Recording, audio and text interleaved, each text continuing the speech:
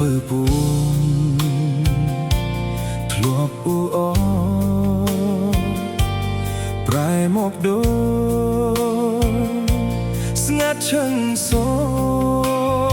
នកាស៊ីណូ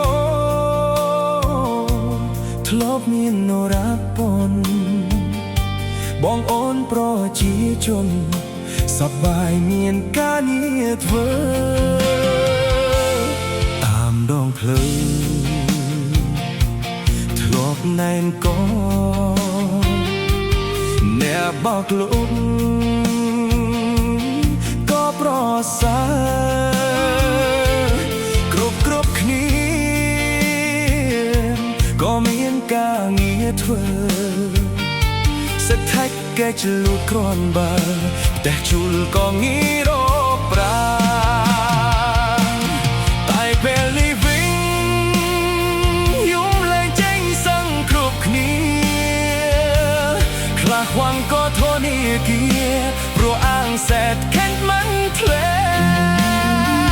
ប់មានចិនអ៊ីនដូរាប់ពាន់ម៉ឺនអ្នកបន្ទប់ជួលតែសប្បាយយកលុយគឺ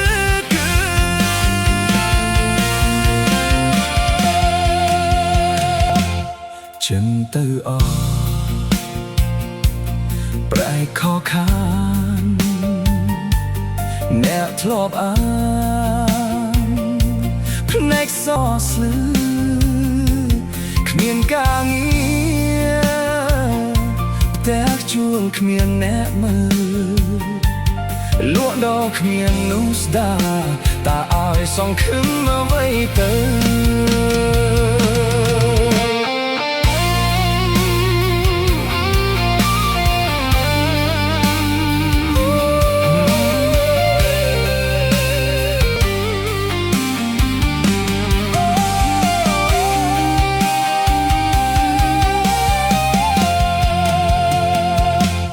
ចិនទៅអស់ប្រែខកខានអ្នកធ្លាប់អានភ្នែកសស្លឺគ្មានការងារតែជួងគ្មានអ្នកមើលលក់ដូរគ្មាននោះស្ដាតើឲ្យសងខឹមអ្វីទៅ